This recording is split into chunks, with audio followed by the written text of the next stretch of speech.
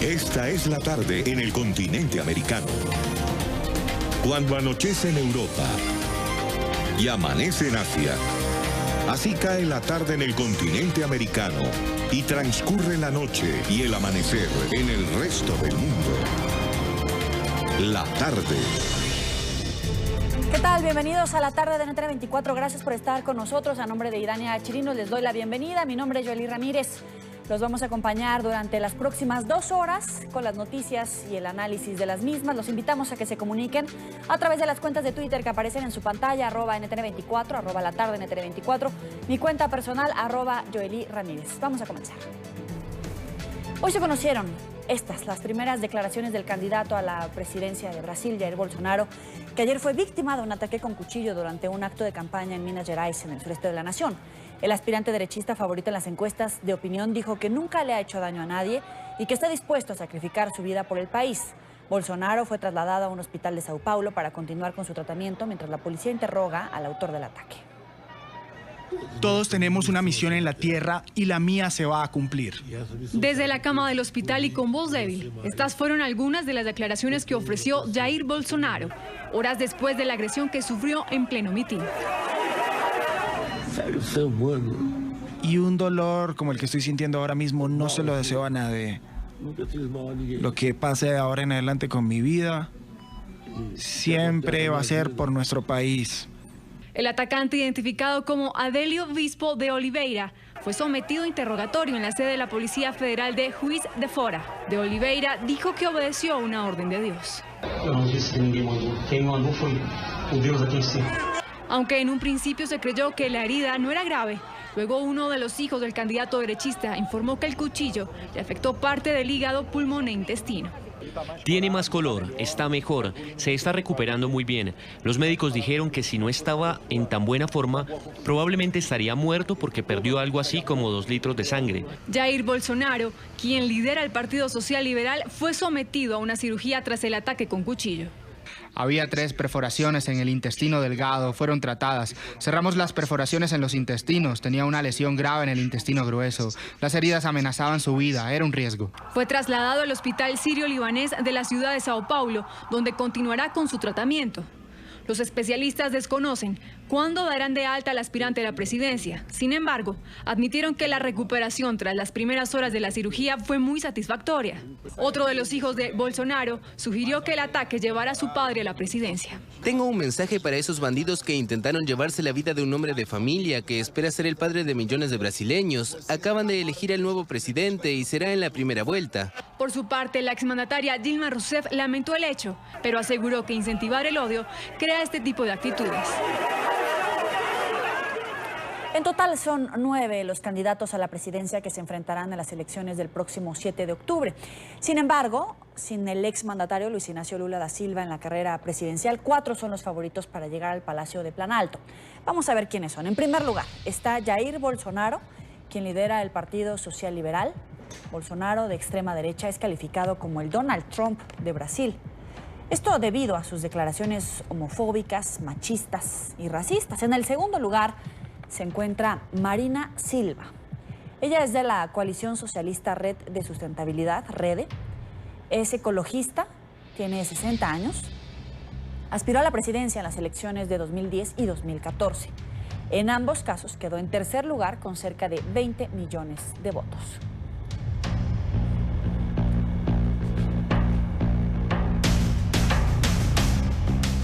En tercer lugar aparece en las encuestas Ciro Gómez, del Partido Democrático Laborista.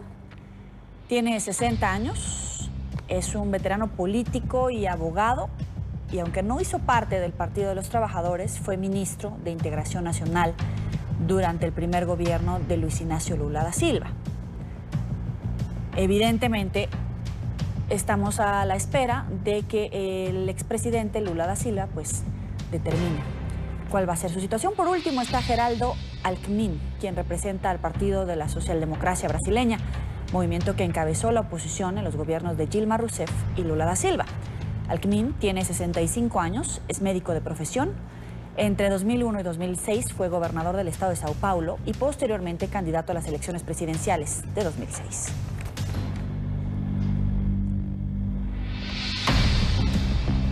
Mientras tanto, el objetivo de Luis Ignacio Lula da Silva de aspirar de nuevo a la presidencia está cada vez más lejos. Ya se lo decía este jueves. Un juez del Supremo Tribunal Federal de Brasil rechazó otro pedido de los abogados del exmandatario para revertir la decisión del Tribunal Superior Electoral que impide que se presente a las elecciones de octubre. Hace 5 meses, Lula está en prisión por corrupción.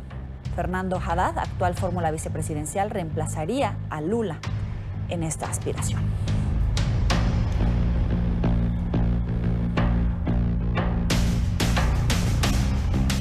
Para analizar este tema, saludamos a Darío Piñotti, corresponsal de la agencia de noticias ANSA. Como siempre, un gusto saludarlo. Bienvenido. Bienvenido. Quisiera contar con su información respecto al último reporte de salud y la estimación de recuperación, porque algunos medios dicen que puede ser una cuestión de 7 días máximo, otros dicen que puede ser 10 más el periodo largo de recuperación y eso lo dejaría fuera de la contienda. En realidad, ¿de cuánto tiempo estamos hablando? De un límite, por lo que se dijo hace un par de horas en el Hospital Albert Einstein de San Pablo, de 10 días, lo cual hace que a partir de esa fecha el candidato Jair Bolsonaro, líder en las encuestas cuando no se incluye a Lula da Silva, pueda estar otra vez en campaña cuando resten solo 20 para las elecciones. Es decir, la evolución del estado de salud de este candidato con alta popularidad también mide la salud de estas elecciones muy tensas, muy controvertidas y seguramente las más imprevisibles en el país desde el fin de la dictadura. Hoy Bolsonaro envió recientemente, hace minutos, un tuit diciéndole a sus seguidores, que son millones, que se encuentra en buen estado. Y pocas horas antes, uno de sus hijos también coincidió con que su padre había mejorado considerablemente su estado de salud luego de arribar a San Pablo, la ciudad más importante de Brasil, hoy cerca del mediodía, hora local, procedente de Juiz de Fora, una localidad del estado de Minas Gerais, donde ayer fue víctima de un ataque, de una puñalada que puso en riesgo su vida, según el vocero del hospital de aquella localidad, donde fue sometido a una cirugía en la noche de ayer y, de acuerdo con esta información hospitalar, perdió cerca de 2,5 litros de sangre. Siempre según esta fuente, el candidato presidencial corrió riesgo de morir si hubiera demorado minutos más en llegar a ese nosocomio. Ahora, hubo especulación sobre un autoatentado que se disipó una vez que se dio a conocer la gravedad de las heridas. Yo le quiero preguntar, hoy por hoy, ¿está fuera de la contienda electoral Bolsonaro o por el contrario? Usted decía, por ejemplo, la reacción que ha tenido la gente con sus hijos. Uno de sus hijos cuando salió del hospital pues fue ovacionado por la gente que se reunió ahí. ¿El hecho de que se fue víctima de este ataque le da mayor oxígeno político, le da mayor fuerza política? En principio, y aceptando que esta es una especulación, hoy aquí en Brasilia, día feriado, pero que funcionó políticamente como si fuese un viernes más, era esa precisamente una de las apuestas. Bolsonaro reviste como candidato varias características que le son singulares, algunas intransferibles. El de tener un núcleo de electores incondicional, aquellos ciudadanos que lo votarían caiga quien caiga y cueste lo que cueste, que está en el orden del 18-20%, y luego también, según las últimas encuestas, el mayor índice de rechazo de todos los candidatos con expectativas de victoria. El 44% dice que jamás votaría a Jair Bolsonaro. Y dentro de ese 44% hay un índice muy alto de mujeres. Esto porque Bolsonaro ha sido denunciado, inclusive tiene un proceso en la corte por instigación al estupro. Tal vez, al verlo doliente, al verlo en una camilla, al verlo al borde de la muerte, más falible, más humanizado, por decirlo de algún modo, esto logre convencer a algunos votos femeninos que antes eran intransigentes contra el candidato. En cualquier caso, la mayoría de las especulaciones coinciden en que esto no le restará votos a Bolsonaro y puede incrementárselos. No le restará votos, pero era el primero en las encuestas, como usted decía, sin contar a Lula da Silva, pero en la segunda vuelta no tenía tanta oportunidad. ¿Este ataque puede beneficiarlo al grado de darle la victoria? No terminé de entender la pregunta, perdón. ¿Este ataque en una posible segunda vuelta podría otorgarle la victoria? Sí, por eso, digamos, este incidente no solo habría de cambiar o de influir en la percepción que el público tiene sobre él, sino que en un segundo turno esto inclusive contribuiría a más tiempo de exposición televisiva. Trataré de explicarlo de una manera lineal.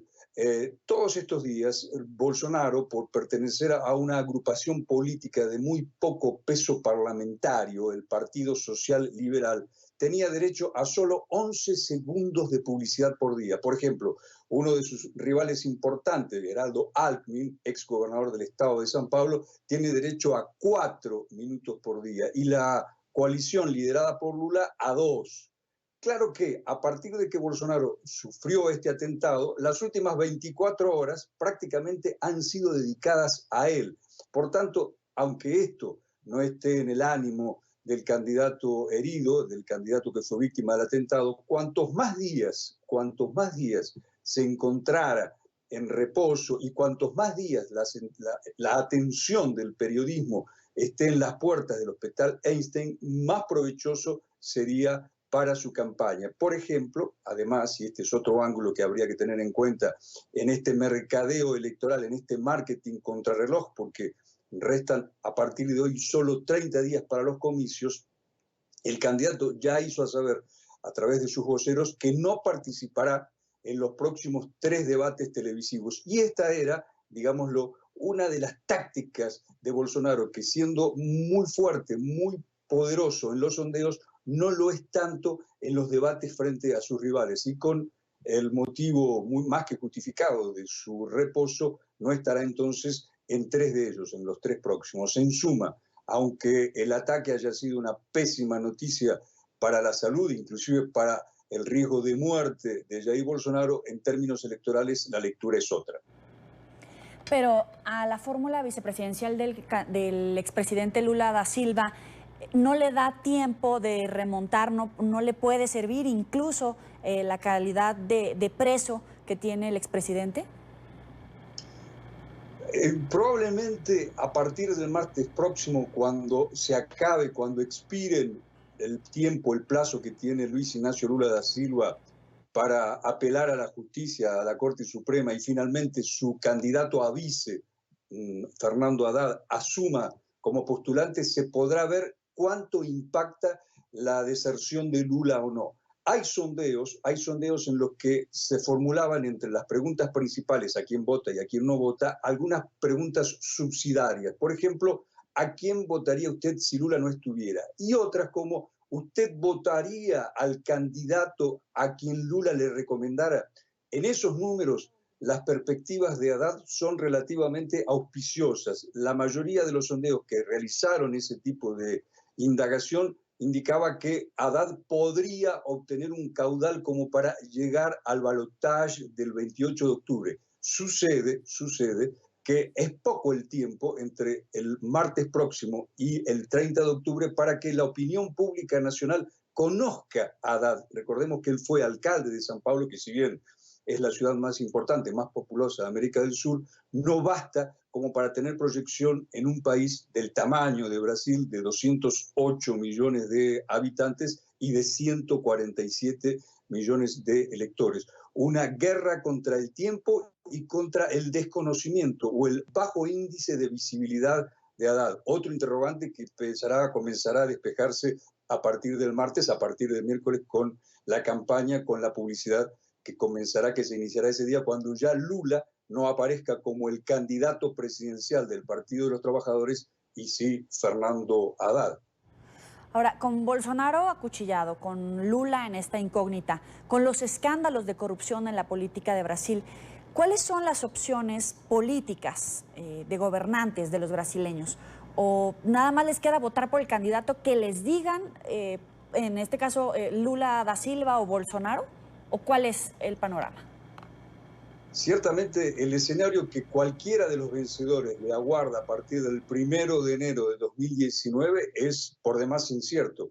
Repasemos. Si venciera Haddad, va a verse en el desafío de, a poco de llegar al Palacio del Planalto, aquí en Brasilia, firmar un indulto para su jefe político, para su padrino político Lula, y esto seguramente suscitará encontronazos, polémicas y cuestionamientos de sus adversarios. Si llega Bolsonaro con el muy bajo peso, con la muy baja presencia parlamentaria, no la tendrá fácil para poder hacer aprobar los proyectos de ley. En fin, son dos casos de los que tienen posibilidades de victoria. Y se suma a esto un tercer dato. Hoy aquí en Brasilia, que fue el Día de la Independencia, feriado nacional, hubo un desfile cívico-militar. Militar más que en otras ocasiones, porque cuanto más puntos sube Haddad en los sondeos, más gravita la influencia de las Fuerzas Armadas, más gravita la influencia de los generales y de los almirantes. En ese desfile, el presidente en funciones, Michel Temer,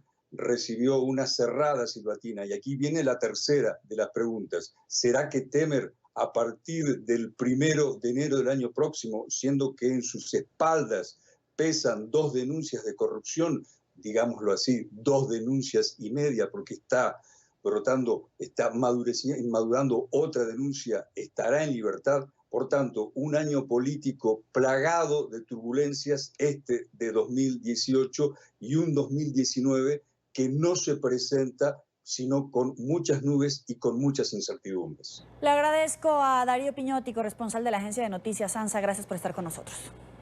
Por favor. Cuando son las 5 de la tarde, 16 minutos, revisamos la agenda informativa del día.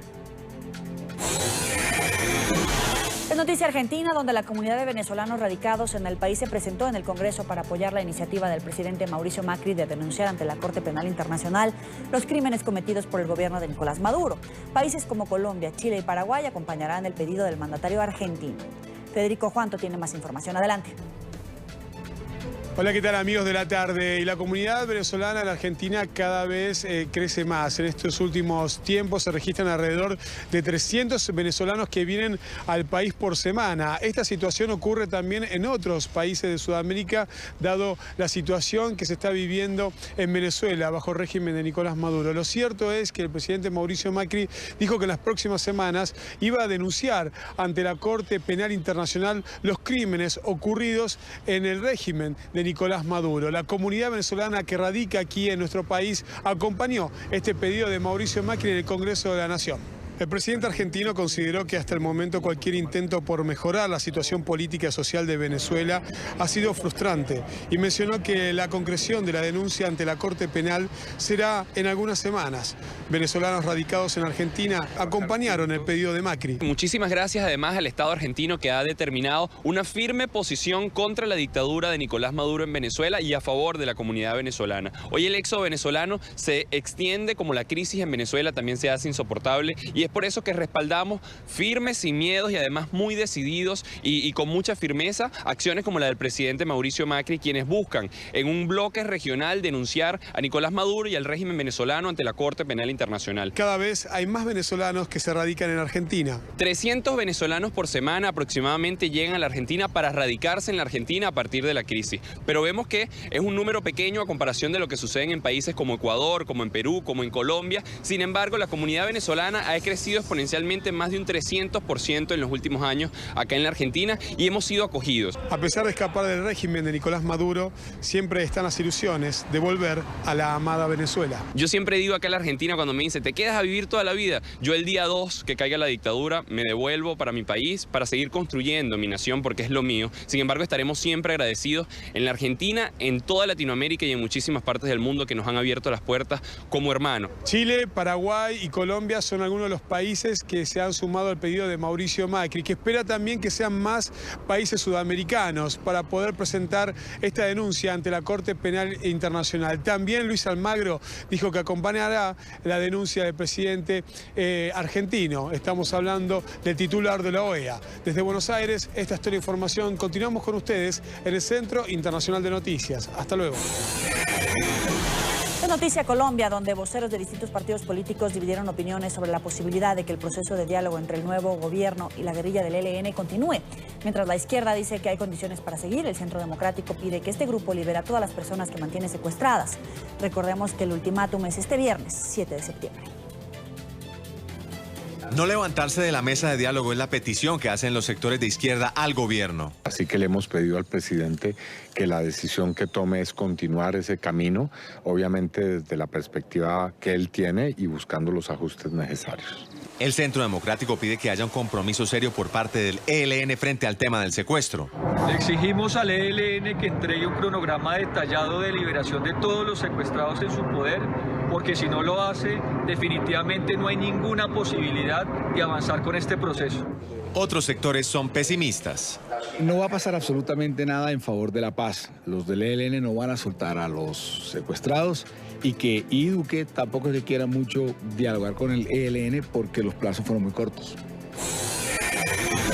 Es noticia el estado de Veracruz, en México, donde fue hallada una fosa clandestina con al menos 166 cráneos. Nuestra cadena aliada Excelsior Televisión tiene el informe.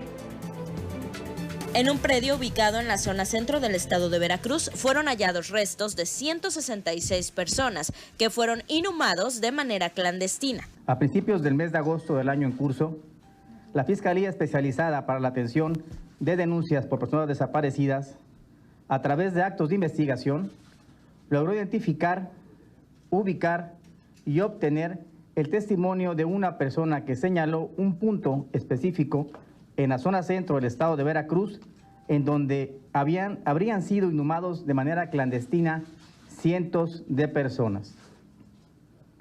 A partir de ese testimonio, el pasado 8 de agosto del año en curso, se realizó una inspección en el lugar señalado por esta persona, localizando, gracias al apoyo de tecnología de punta adquirida en esta administración, como fueron drones, georradares y sondas de búsqueda, en un área aproximada de 300 metros cuadrados, y en donde hasta el día de hoy, es decir, después de 30 días de trabajo, se han localizado restos humanos de al menos 166 personas.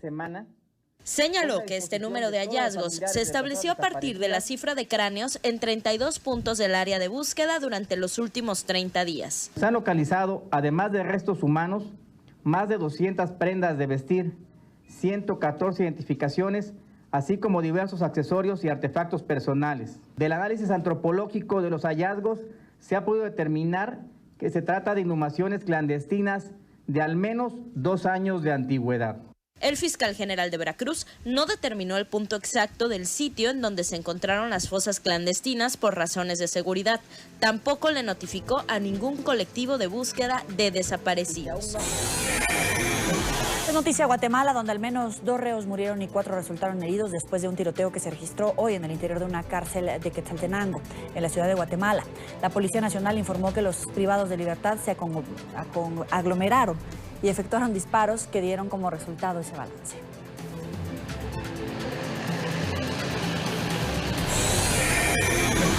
Es noticia la petrolera Chevron, que informó que un tribunal internacional revocó una sentencia que la obligaba a indemnizar al Estado ecuatoriano en un caso de contaminación ambiental. Según la empresa, el tribunal, bajo el auspicio de la Corte Permanente de Arbitraje de La Haya, concluyó unánimemente que la sentencia de $9.500 millones dictada en contra de Chevron en Lago Agrio, Ecuador, en 2011, fue obtenida a través de fraude, sobornos y corrupción.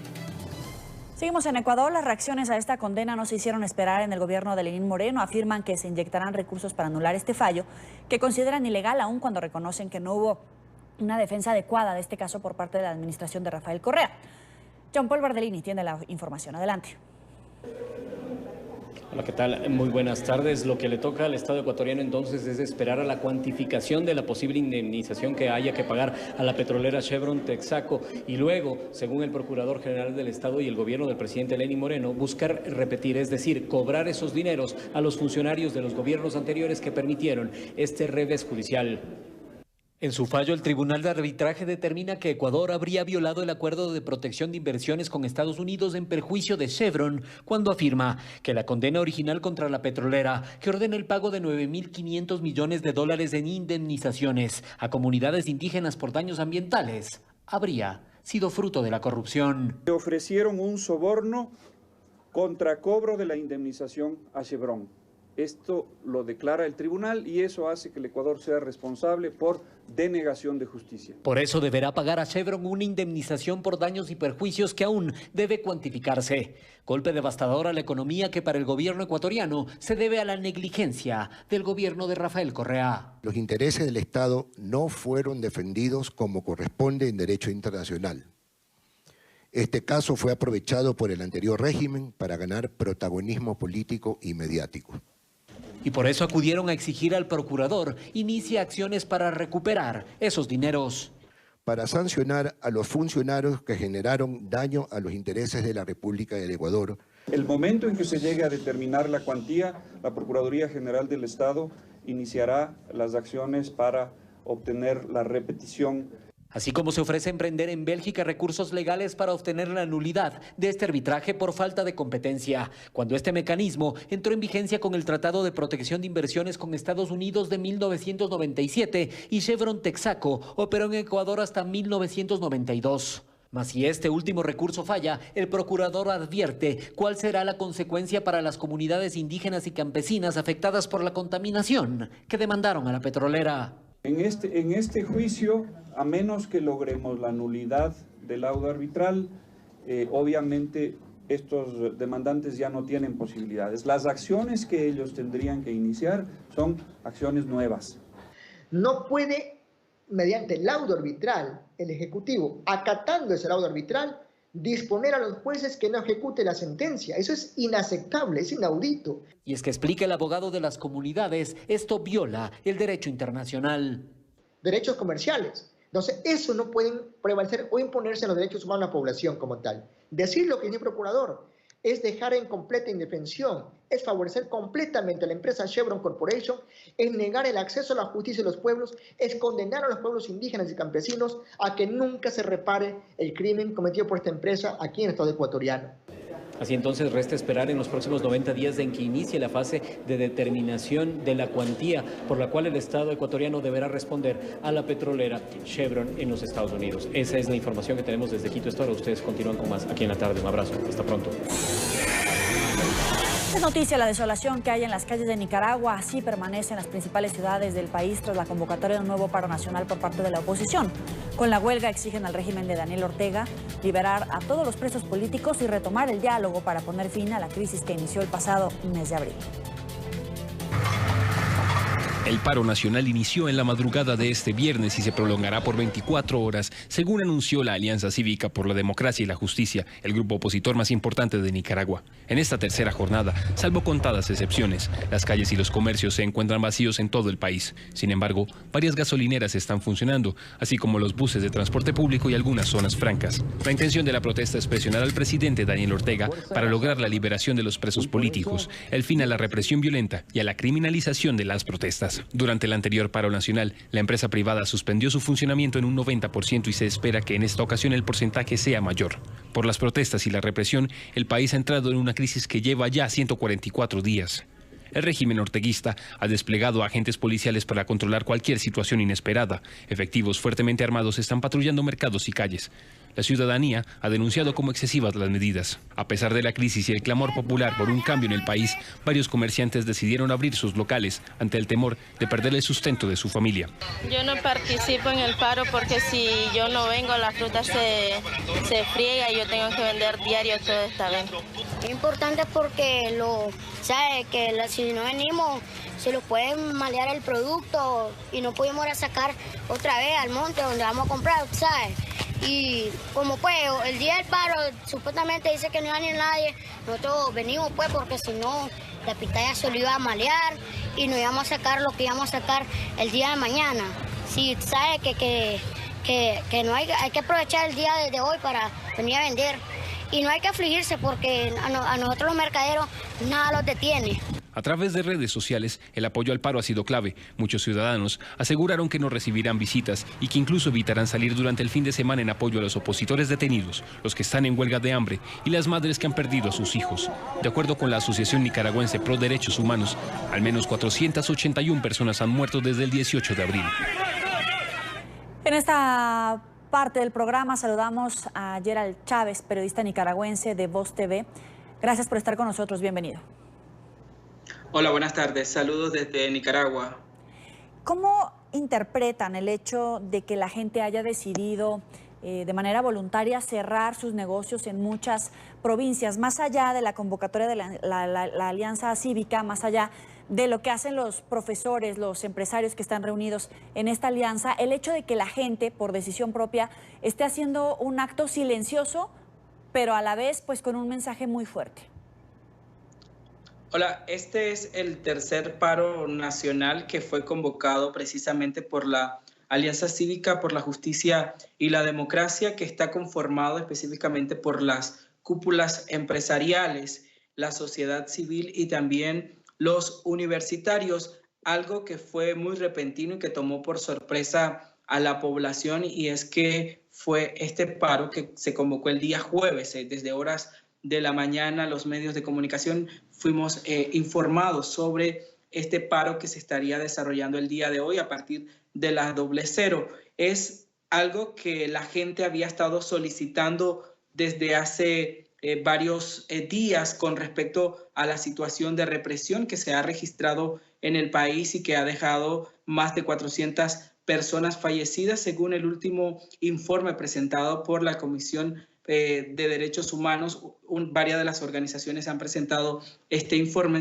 Entonces, el pueblo estaba esperando reacciones más contundentes de parte de la alianza opositora al régimen de Daniel Ortega, y se ha visto, se ha evidenciado, puesto que se ha notado prácticamente las empresas nacionales que conforman la cúpula empresarial que ha respondido a este llamado, a este paro nacional, a este tercer paro. Hay presencia de los comerciantes, principalmente en los lugares aledaños, que son como los mercados más populares, y puesto que es persona que mueve con su dinero. Entonces, pero la cúpula empresarial, las empresas grandes han decidido cerrar este día. Algunos lo han manifestado que es por seguridad a sus colaboradores y otros por seguridad también a los clientes. Algunas empresas nacionales han manifestado de que es en apoyo a la decisión de la Alianza Cívica para que se liberen a los presos políticos. Según información de las organizaciones de derechos humanos, son al menos 400, unos 300 reos los que se encuentran denominados como presos políticos en estos momentos. En 11 días se cumplen 5 meses de la protesta. Tú que tienes contacto directo con el episcopado, con los estudiantes, con los empresarios, con el propio gobierno, ¿en qué punto del diálogo para el encuentro o el desencuentro está en este momento en Nicaragua? En estos momentos el diálogo se encuentra estancado prácticamente en la segunda semana del mes de junio. Este diálogo fue suspendido cuando se había acordado en la mesa de negociaciones que se estarían levantando los tranques o se estaría desarrollando una misión que tiene que ver con los expertos de la CID para negociar lo de los tranques, pero el gobierno vimos que desarrolló el plan limpieza, y que en estos momentos, que fue cuando se comenzó a quitar los tranques en las ciudades, y que pues también hay víctimas mortales producto de la brutal represión de parte de la Policía Nacional y de los grupos parapoliciales que menciona el informe de la CID y el informe del Alto Comisionado de Derechos Humanos de la ONU. Entonces, los obispos en sus participaciones religiosas han dicho de que están dispuestos a seguir negociando, a seguir este proceso de negociación, de ser mediadores testigos. La alianza le ha pedido al gobierno de que se vuelva a sentar, pero no se ha escuchado una posición firme del gobierno que quiera sentarse a negociar nuevamente. Ahora, el Consejo de Seguridad de la ONU está evaluando la crisis en Nicaragua. ¿Cómo impacta en los nicaragüenses este tipo de noticias? Que la crisis, que la represión, que el propio gobierno del presidente Ortega esté siendo cuestionado y esté siendo un motivo de análisis en este Consejo. Ha sido una reacción positiva de parte de los nicaragüenses que han apoyado las protestas, puesto que el Consejo de Seguridad haya tomado al país para sesionar y para presentar los informes que tienen que ver de la CID y del Alto Comisionado, donde pues está demostrando la preocupación que existe en Nicaragua, que existe del pueblo nicaragüense, principalmente por las víctimas y el tema de migración, que ha sido uno de los temas que ha puesto en evidencia a Costa Rica y que lo escuchábamos, porque hay más de 18,000 solicitudes de asilo desde enero hasta la fecha. En agosto se incrementó la solicitud de asilo. Entonces hay un tema de que tiene que ver al país donde Nicaragua ya está siendo escuchada. Se esperan presiones, la presión internacional con sanciones al gobierno del presidente Ortega por la situación que se está viviendo en estos momentos. Te agradezco, Gerald Chávez, periodista nicaragüense de Voz TV. Gracias por estar con nosotros.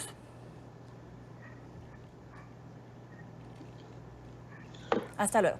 Es noticia la cadena de fuertes sismos que sacudió anoche el Pacífico de América. Con menos de una hora de diferencia entre cada uno, se registraron temblores en Ecuador, Panamá y Chile. El más potente fue en territorio ecuatoriano, donde el terremoto tuvo una magnitud de 6.3 que dejó 2 personas heridas y varios edificios con daños leves. La tierra se sacudió en varios países de América Latina. Decenas de personas tuvieron que abandonar sus hogares pasada la medianoche del jueves y en plena madrugada de este viernes.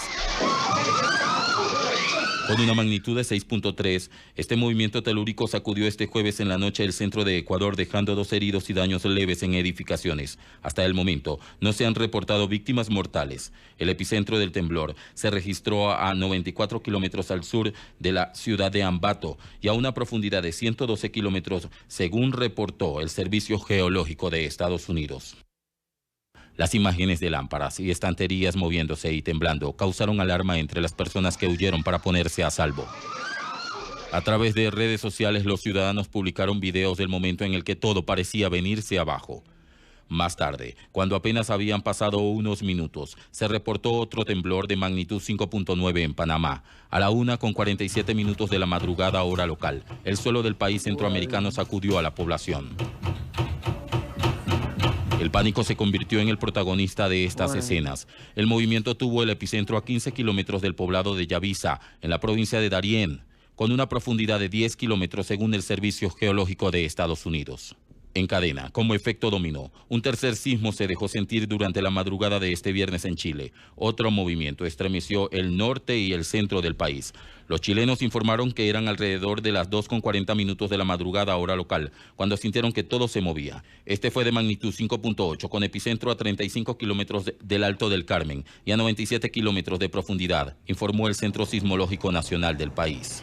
Gracias por seguir con nosotros en la tarde de NTN 24. Vamos con la información de Estados Unidos. El gobierno de Donald Trump intenta alterar el Acuerdo Flores, aprobado en 1997. Este le permitiría mantener en centros de detención y por un tiempo indefinido a menores indocumentados que entran de manera irregular a Estados Unidos.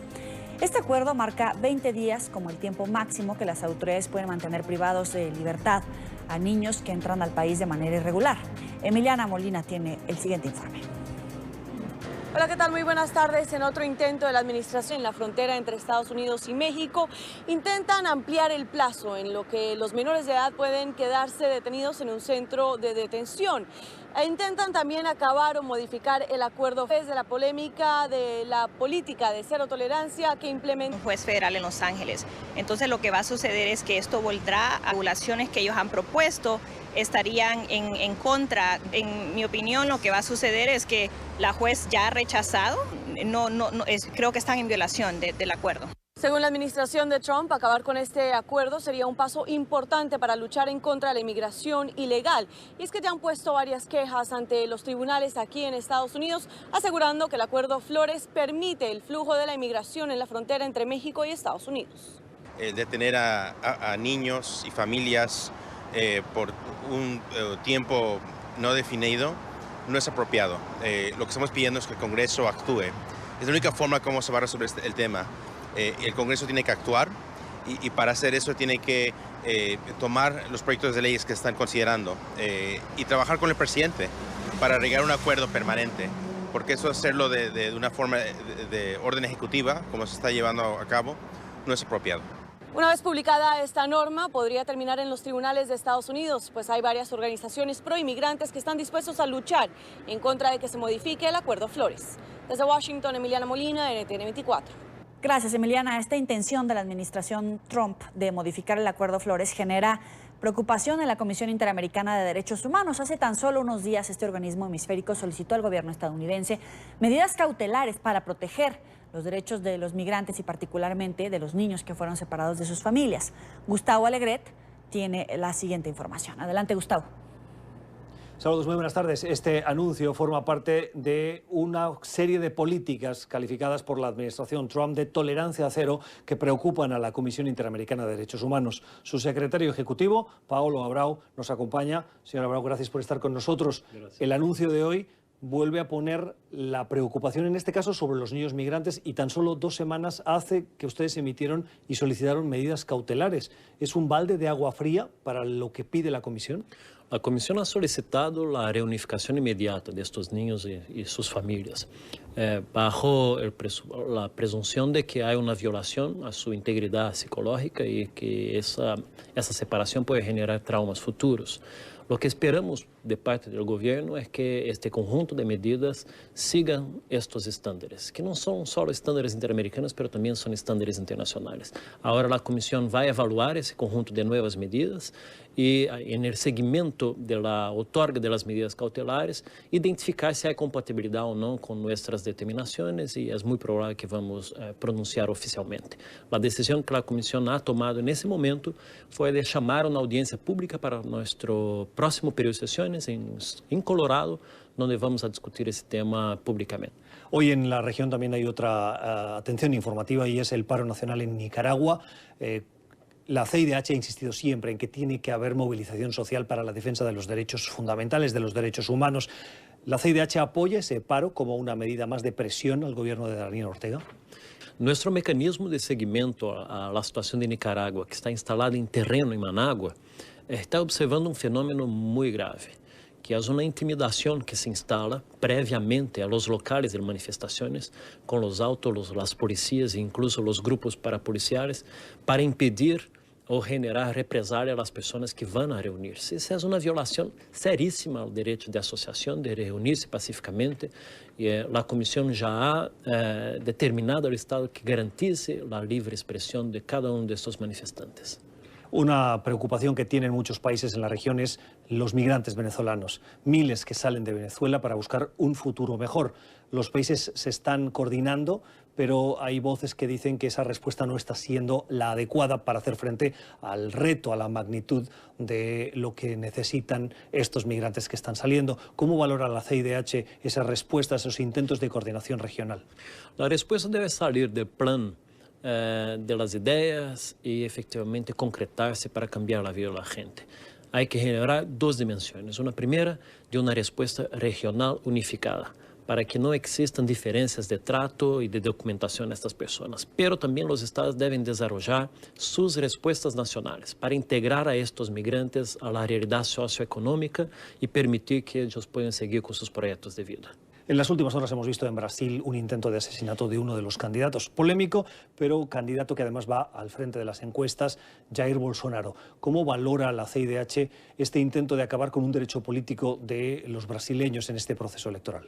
Es una situación muy grave que genera una alerta en la región, porque ya hace tiempo que no habían atentados a candidatos presidenciales. No queremos retroceder a estos tiempos y exactamente eso, viola directamente a un derecho político de elegirse, viola los derechos políticos de aquellos que quieren participar del proceso electoral y la CIDH hace un llamado para un proceso pacífico dentro de los contornos de la ley y que se generen todas las garantías para que se alcancen resultados legítimos para el pueblo brasileño en ese proceso electoral tan importante. Es la voz del secretario ejecutivo de la Comisión Interamericana de Derechos Humanos aquí en la tarde de NTN 24. Es todo. Devuelvo la conexión a nuestro Centro Internacional de Noticias. Gracias, Gustavo. Y por otro lado, fiscalías generales están tomando una postura más agresiva para conocer la verdad detrás de lo que ahora es llamado una persistente cultura de abuso sexual dentro de la Iglesia Católica. Nueva York y Nueva Jersey han sido los últimos estados en emprender investigaciones civiles y criminales por esta causa. Además, piden ayuda del público para identificar posibles víctimas y llevar a los responsables ante la justicia. Alejandro Rincón tiene más información. Adelante. Hola, buenas tardes. Esta búsqueda agresiva de la verdad sobre los abusos sexuales dentro de la Iglesia Católica en los Estados Unidos ha quedado revelada en una mayor medida tras el surgimiento de distintas estrategias e incluso citaciones a indagatoria en varias partes del país. En lugares como Illinois, Nebraska y Nuevo México han surgido o emprendido estrategias en este sentido en las últimas 3 semanas, y las últimas regiones de la nación en hacerlo han sido los estados de Nueva Jersey y de Nueva York. Sobre este último caso, la Fiscalía Estatal neoyorquina ha entregado citaciones a las 8 diócesis católicas que existen en esta parte de la Unión Americana, con el objetivo de que respondan distintas preguntas para determinar si hubo actos de incumplimiento a posibles actos de abuso sexual cometidos por sacerdotes. Y más allá, la Fiscalía también hizo un importante llamado de atención al Congreso neoyorquino para que tramite, apruebe y promulgue de una vez por todas un acto de ley que durante las últimas décadas no ha sido aprobado y que protege en particular a los menores víctimas de abuso sexual. Hablamos precisamente con la protagonista de esa historia, con una de las principales ponentes de esa ley, que sobre los retos que en lugares como el territorio neoyorquino existen para llegar a fondo y descubrir toda la verdad sobre los abusos sexuales en la Iglesia Católica. El estado de Nueva York es uno de los peores estados protegiendo pedófilos, pero no protegiendo niños. Si no reportas el abuso sexual contra niños antes de cumplir los 23, la ventana para establecer una demanda criminal o civil se ha acabado. Lo que la Fiscalía lo ha apuntado varias veces, lo que necesita ocurrir es que se apruebe la ley para niños víctimas en Nueva York, y una vez se haga, sería una extensión del tiempo para demandar. Brady le pasó cuando tenía 15 años, aun cuando su caso no se remonta. Ha aprovechado su experiencia para trabajar a favor de otros que están experimentando, que son víctimas también de este tipo de circunstancia.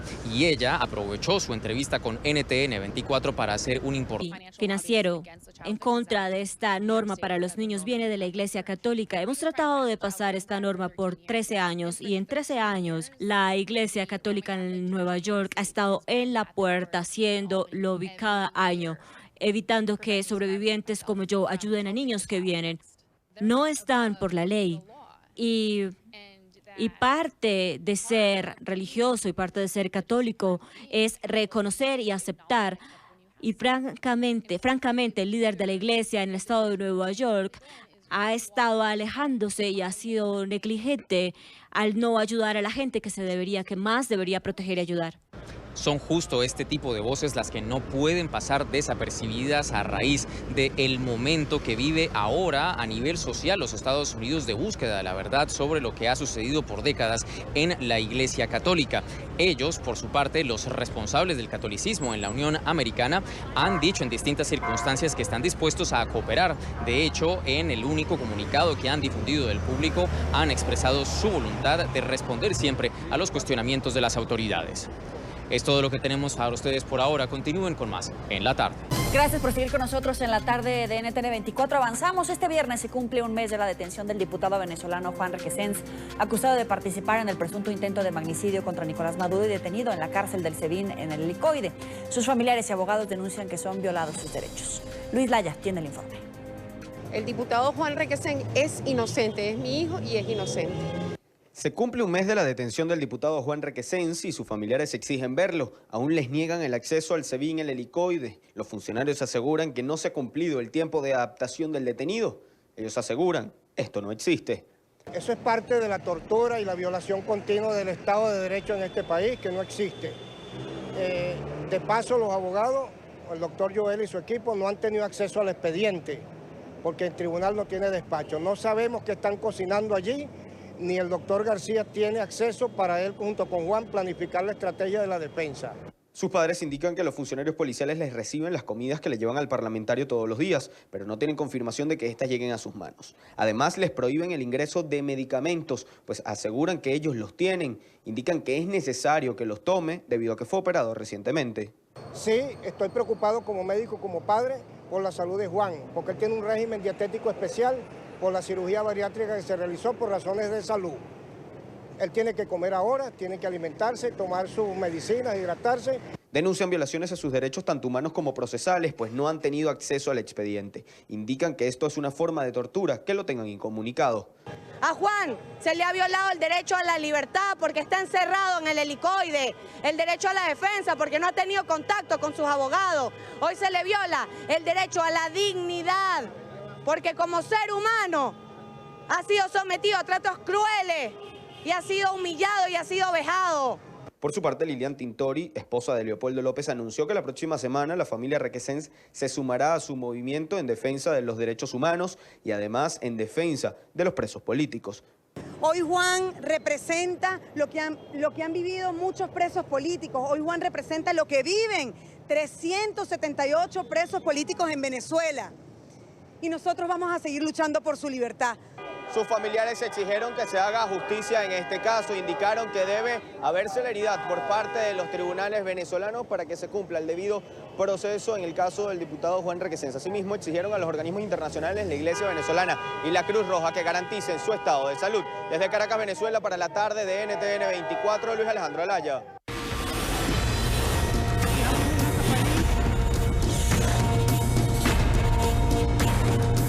Ante la promesa de papeles y una visa de trabajo temporal en México, cientos de migrantes venezolanos son víctimas de fraude y estafa sin que los supuestos gestores sean penalizados. Muchos venezolanos son víctimas de engaños de abogados o supuestos abogados que ofrecen falsos contratos para tramitar su visa de residencia en México. Para conocer sobre esta denuncia, en esta parte del programa saludamos a Aitor Sáez, periodista de Deutsche Welle. Aitor, muy buena tarde, gracias por estar con nosotros, bienvenido. Gracias a vosotros, Joely. Quisiera que nos compartieras los testimonios que has logrado recabar de venezolanos que son estafados en México debido a su situación migratoria. Sí, traté varios casos. El más llamativo fue el de una joven venezolana que ya llevaba 3 años en México y quiso traer a su novio. Su novio ya estaba como turista en Ciudad de México y entonces se pusieron a buscar a un abogado para que les ayudase con el trámite migratorio. Aquí en México todavía la comunidad venezolana no es tan grande y todavía hay mucha confusión respecto a esos trámites migratorios. Entonces, a veces buscan ayuda en redes sociales o entre conocidos de conocidos, con lo cual se genera ahí una dinámica que puede ser confusa, ¿no?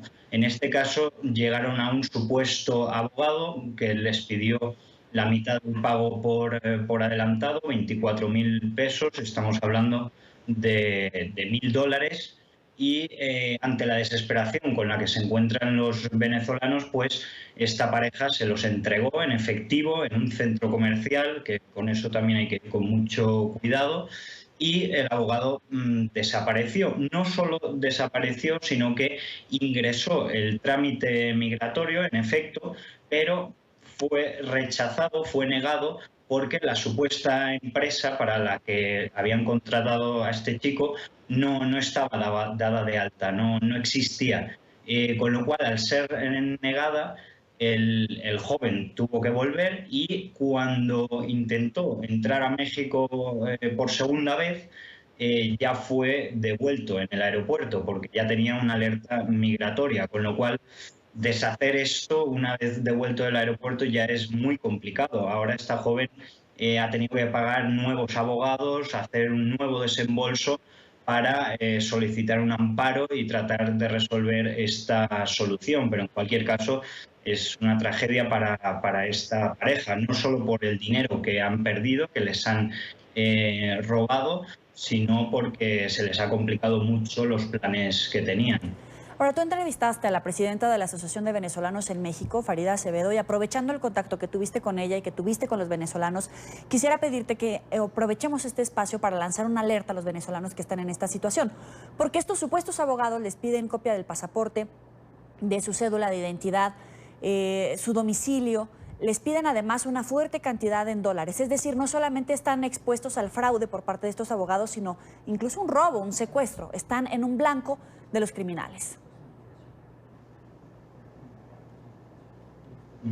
Sí, exacto, Joely. El hecho de entregar la documentación también les pone en una situación de riesgo. Precisamente por eso hemos protegido la identidad de nuestro testimonio, porque estos supuestos abogados, después de un tiempo de no aparecer o de no devolver el dinero, llegan a extorsionar a sus clientes, a los venezolanos, porque les dicen, bueno, te voy a delatar en migración, y el venezolano como migrante se encuentra en una situación vulnerable, con lo cual, como bien dices, el reportaje iba un poco en ese sentido de responsabilidad social, de advertir sobre estos casos, porque además un venezolano o cualquier extranjero no puede llegar a México, buscar trabajo y entonces hacer la visa de trabajo, sino que tiene que salir del país y hacer ese trámite fuera, con lo cual ya de entrada es inviable que eso sea verídico.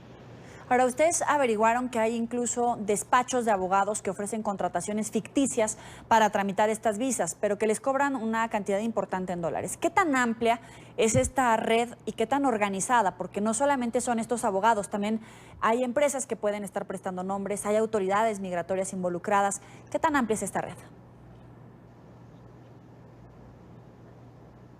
Sí, exacto. No se trata solo de supuestos abogados o estafadores, sino que hay despachos que también se dedican a este trámite. No engañan a los venezolanos en este caso, pero sí que es una práctica irregular, podríamos decir. Nosotros contactamos con 6 despachos y 3, después de mucho insistir, finalmente nos propusieron esta opción. La mayoría de ellos, al principio muy recelosos, les costaba darnos información y nos pedían que fuésemos personalmente para facilitarnos esa información, sobre todo los precios. Pero luego, después de mucho insistir, diciendo que era para un amigo venezolano, finalmente nos dieron esos precios, y son despachos de abogados que se encuentran en Internet fácilmente.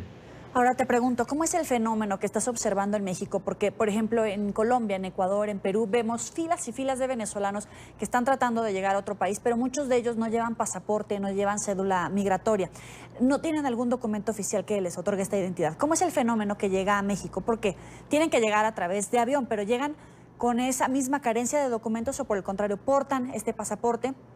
Y también pues está ocurriendo lo mismo que sucede en este lado de Sudamérica, que está creciendo esta oleada de venezolanos. Claro, aquí el perfil migratorio venezolano es muy diferente que en los países sudamericanos, en los países colindantes a México. Solo se puede llegar por avión, es imposible atravesar toda Centroamérica, con lo cual de entrada ya los venezolanos tienen que tener un pasaporte. Hoy en día sabemos las dificultades que hay en Venezuela para expedir o renovar un pasaporte y el desembolso que supone. Y aparte tienen que pagarse un vuelo, con lo cual, calculando, estimamos que se necesitan unos $3.000 para que un venezolano llegue a México, con lo cual es un perfil migratorio mucho más de clase media, de familias que han ahorrado en divisas, que tienen acceso a divisas, que tienen ya familiares en el extranjero que les han podido enviar dólares. Con lo cual, la llegada de venezolanos no es tan masiva, es mucho más ordenada. Además, México tiene un amplio historial de acogida de migrantes, con lo cual tiene una infraestructura mucho más planificada en ese sentido. No hay el desbordamiento de otros países. Incluso Deutsche Welle, ayer sacamos un tema titulado México, un oasis para la clase media venezolana, en ese sentido de que las condiciones de llegada y el perfil migratorio es muy diferente. ¿Pero tanto así como un oasis? Un oasis, sobre todo comparado en vista de lo que está sucediendo en los países colindantes, de los recientes brotes xenófobos, los obstáculos migratorios que están empezando a colocar algunos gobiernos. El que puede llegar a México es un afortunado, entre comillas.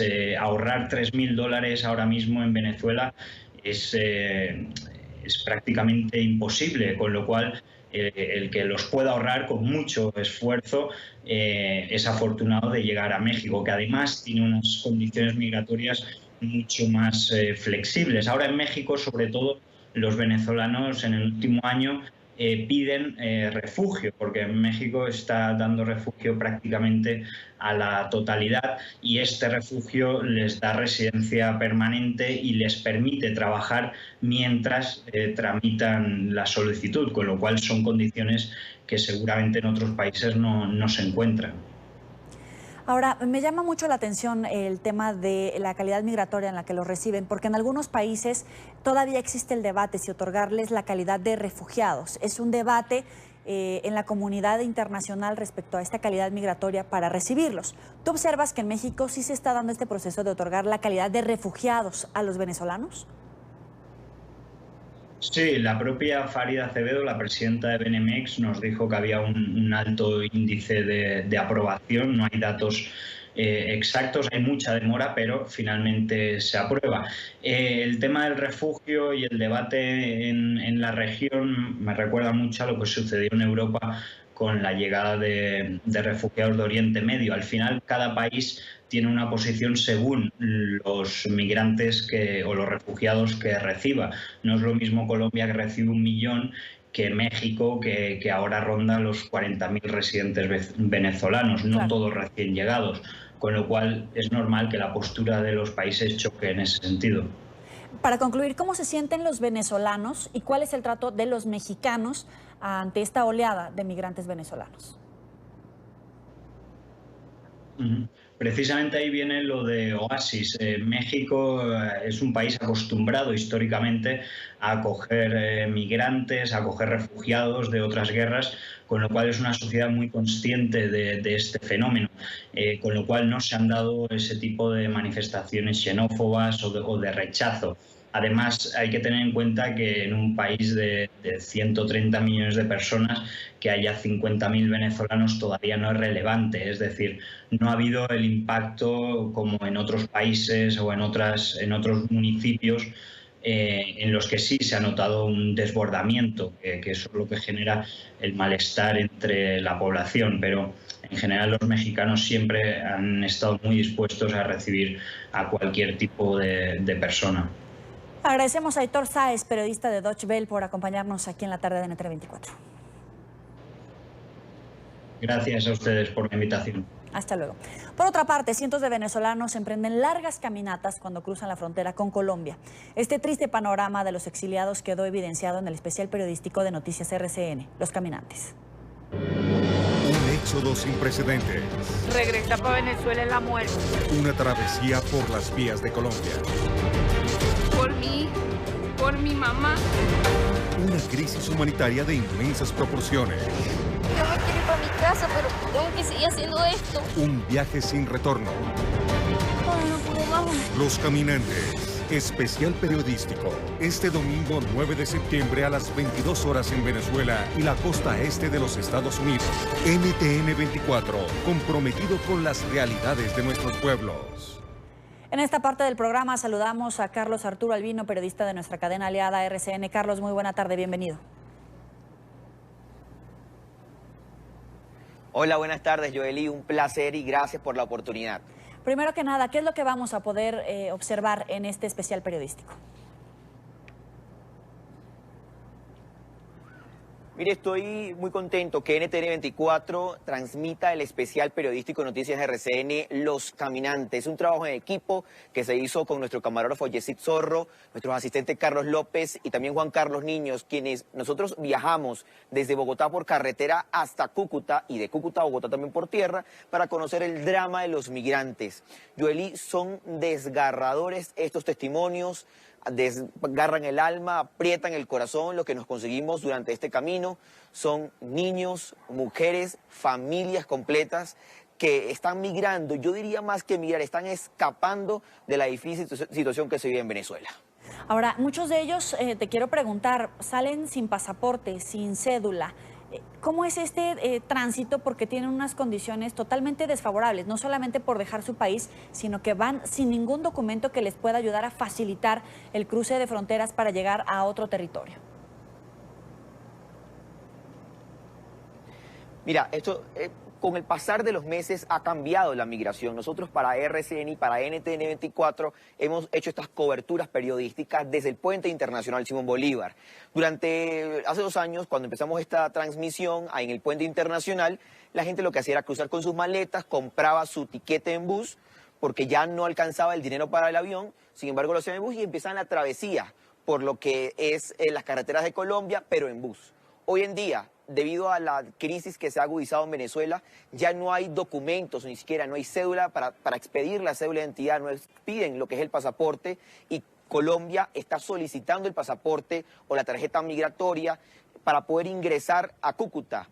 Cuando esto no pasa, recuerda que Colombia y Venezuela tienen más de 2.200 kilómetros de frontera, hay más de 19 trochas, los cuales, por supuesto, gente inescrupulosa se aprovecha de esto, le cobran a los migrantes 30.000 pesos aproximadamente, que equivale a $10, para cruzarlos por el río, arriesgando sus vidas. Incluso muchas veces colocan una guaya para poder agarrarse y cruzar el río, que a veces es muy caudaloso.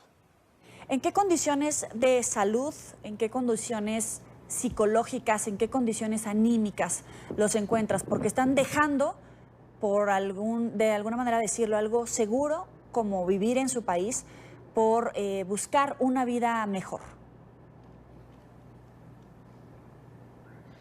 Nosotros les consultábamos, y ustedes los verán en el especial periodístico este domingo en NTN 24, cuando ellos caminaban y dormían en la calle, dormían en un cartón o le colocaban incluso suelas improvisadas de cartón a sus zapatos para poder seguir caminando.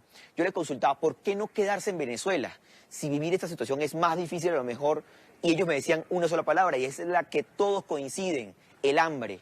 La falta de comida es lo que los impulsa a hacer este tipo de travesía. ¿Por qué? Porque no tienen nada que darle a sus familiares, no tienen que darle nada a sus padres, a sus hijos, a sus hermanos. Entonces ellos lo que hacen es iniciar esa travesía, aunque van a pasar difícil situación, están preparados psicológicamente, dicen ellos, ven una luz al final del túnel fuera de su país, lo ven en Colombia, lo ven en Ecuador, lo ven en Perú. Incluso, Yoeli, te voy a contar una de las anécdotas que nos pasó durante el camino. Una señora de 45 años dejó sus 3 hijos en Venezuela y ella decía que durante su camino, durante la travesía, no había comido nunca carne, sino lo comió en Colombia. Tenía un año y medio aproximadamente sin comer carne en Venezuela, lo llegó a comer en Colombia por la solidaridad de los colombianos. ¿Cuál es el objetivo que tienen en mente? ¿Salir de la crisis que se vive al interior de Venezuela, llegar a un país en particular porque ahí tienen más familia, o simplemente, y por la gravedad que te voy a decir, por eso te lo pregunto, solamente quieren sobrevivir? Sí, incluso ellos lo que quieren, están escapando del hambre en Venezuela. Ellos tienen una sola finalidad, es salir del país, ellos tener algo que comer, hacer algo de dinero y enviarles a Venezuela ese dinero extranjero, esa moneda extranjera que ayuda muchísimo al venezolano. De Cúcuta a Perú son aproximadamente más de 3.000 kilómetros. Ellos hacen esa travesía a pie muchísimas veces. Otros que van de Cúcuta a Bogotá son 500 kilómetros. De Cúcuta a Bogotá, Yoeli y amigos que nos ven a través de NTN 24, son 14 horas en bus. Si uno lo hace normalmente en un bus. En un carro particular son 12 horas. Ya a pie son 120 horas, que equivale aproximadamente a 5 días. Y son los 5 días que las personas que caminan pues en una marcha correcta lo hacen en 5 días. Las mujeres embarazadas, con niños, ya se tardan un poco más. Hay gente que tiene hasta 1 mes y medio en la carretera. ¿Y qué pasa por sus cabezas cuando escuchan a un gobierno de Venezuela decir que estas historias que estás recabando de testimonios de los caminantes son un circo? Le hemos tenido que consultar a ellos. Ellos durante la carretera pierden la noción del tiempo. Ni siquiera saben qué día es, qué fecha están. y mucho menos tienen comunicaciones con celulares porque lo venden en Cúcuta para poder tener algo de dinero y con eso tratar de comer durante el camino. Nosotros somos los que le decimos, mira, el gobierno dijo esto, dijo lo otro. Ellos están sorprendidos, no se lo creen que lo hayan dicho muchísimas veces porque ellos están viviendo la situación en las carreteras. Vean sus otros compatriotas, muchas veces salen 1, 2 personas y durante el camino empiezan a hacer grupos de 20, 30, que al final cuando llegan acá, estamos nosotros ahorita en Ipiales, en Nariño, que es frontera con Ecuador, cuando llegan acá a esta frontera ya son prácticamente familia. Luego de 6, 7, 8 días de travesía, ya al llegar aquí son familias, Joely. Carlos, invita a la gente a ver este especial periodístico. Los invito, es un programa sensible, bastante humano, que quiero compartir, que el crédito solamente, aunque yo doy la cara, pero el crédito también es para Carlitos López, para Yesic Zorro, para Juan Carlos Niños, para Alex, nuestro editor, para Soraya Yanine, la directora de proyectos especiales de RCN, quienes me han acompañado en esta gran aventura, que es un programa difícil de hacer porque como venezolano también muchísimas veces se nos salieron las lágrimas durante el camino, tuvimos que parar grabación, tuvimos que detenernos un momento, respirar profundo y seguir haciendo lo que sabemos hacer, que es informar, que es registrar lo que está ocurriendo para que el mundo sepa lo que está viviendo hoy los venezolanos, que es una de las migraciones más grandes de América Latina en los últimos tiempos. Este domingo, Los Caminantes, la travesía de los venezolanos por NTN 24, un programa que los acercará a la realidad de lo que está ocurriendo hoy en las carreteras de Colombia. Gracias a Carlos Arturo Albino por esta información y vamos a estar muy pendientes de esta transmisión especial.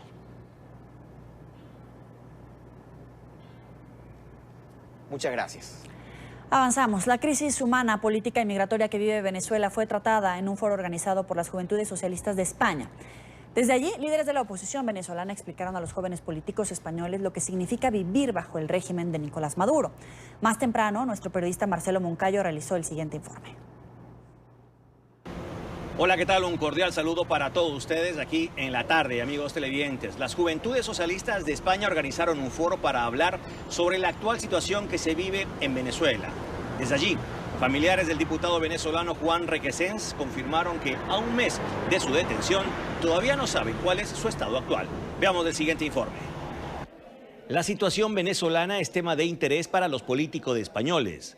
Por eso las Juventudes Socialistas, con la colaboración de la plataforma Ayuda Venezuela, organizaron un debate para conocer de primera mano la crisis humanitaria que se vive bajo el régimen de Nicolás Maduro. Personajes venezolanos como el diputado Lester Toledo y el exalcalde metropolitano de Caracas, Antonio Ledesma, explicaron a los jóvenes políticos españoles por qué no es posible entablar un diálogo con el régimen y cuál sería la única salida para frenar el éxodo de venezolanos por América Latina. A explicar por qué el diálogo, aunque es concebido mundialmente como una palabra positiva, no es viable en Venezuela, que no son dos grupos políticos que están en debate. Es un gran grupo que son millones de venezolanos desarmados que quieren un cambio contra gente que maneja temas de narcotráfico, gente que maneja temas de terrorismo, gente que maneja las armas contra la nación. Entonces, bueno, con unos delincuentes de esta calaña no se puede dialogar. Pero la verdadera solución al problema del peregrinaje que llega a Colombia, a Brasil, a Ecuador, a Perú, a Chile, es salir de Maduro. Mientras perdure la camarilla que desgobierna Venezuela, vamos a tener a miles de venezolanos huyendo de la hambruna, de la catástrofe que vemos personificada en niños, en mujeres que mueren porque no hay alimentos, porque no hay medicina. Entre los presentes estaba Geraldine Gómez, prima del diputado Juan Requesens. Ella confirmó que al cumplirse un mes de la detención de su primo, la familia sigue sin tener noticias suyas. No, absolutamente nada. Juan en su secuestro está absolutamente aislado. En todo este mes no hemos sabido absolutamente nada de Juan, no lo hemos podido ver. Hay que tomar en cuenta que Juan es un paciente bariátrico, que él cuenta con unas condiciones especiales de alimentación que no sabemos cómo las está llevando. Nos permiten a los familiares llevar comida, pero no sabemos si se la dan o no se la dan. Sus abogados, que deberían de poderlo ver lunes o jueves, no han podido verlo. Solamente lo pudieron ver en la audiencia. De resto, en todo el tiempo que lleva secuestrado no sabemos de Juan, no lo hemos podido ver. De su parte, el secretario general de las Juventudes Socialistas, Omar Anguita, respalda la posición del gobierno del presidente Pedro Sánchez, que busca una solución a través del diálogo interno entre venezolanos. Pero la crisis de Venezuela la tienen que resolver los venezolanos. No tiene que haber ningún tipo de injerencia extranjera que tenga algún tipo de interés. No lo digo por los nuestros, sino lo digo por los ajenos. Nosotros estaremos a disposición de aquello que necesiten y sobre todo para defender la libertad de aquellos presos políticos que están en la cárcel por el simple hecho de defender su posición política y por querer un país mejor y un futuro mejor para Venezuela. El secretario Anguita además es consciente de que algo está fallando en el sistema de asilo español al no atender con celeridad las solicitudes presentadas por miles de venezolanos cada año. Televidentes de la tarde, y aquí en España la comunidad de migrantes venezolanos es la que más solicitudes de asilo presenta. Lamentablemente son muy pocas las personas las que reciben una respuesta favorable. Este es el informe para la tarde. Sigan ustedes con más aquí en NTN 24. Hasta pronto.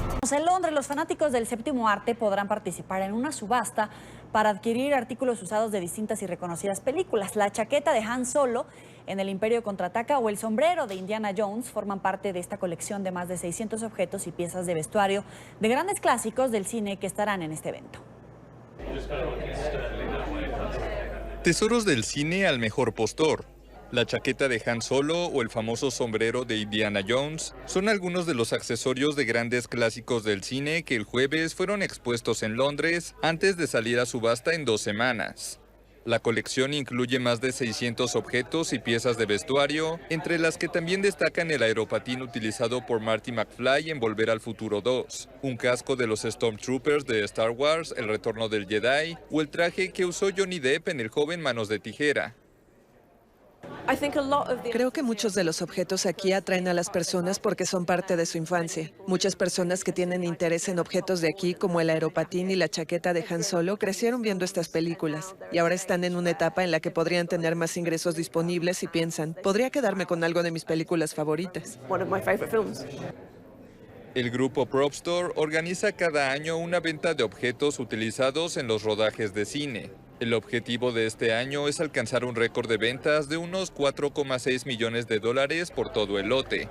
Actualmente el objeto más caro que han vendido es una moto utilizada en varias películas de la franquicia de Batman, adjudicada por casi $390,000. Como solían hacerse hace mucho tiempo. Este es el más básico principio de las cámaras de madera en la cual nació la fotografía, la manera en la que nacieron las cámaras. Esencialmente eran simples cajas de madera. Entonces, si miramos dentro de estas cámaras, veremos que estas son simples cajas de madera en las que la luz no penetra. La luz lo hace a través de un pequeño orificio hecho con una aguja.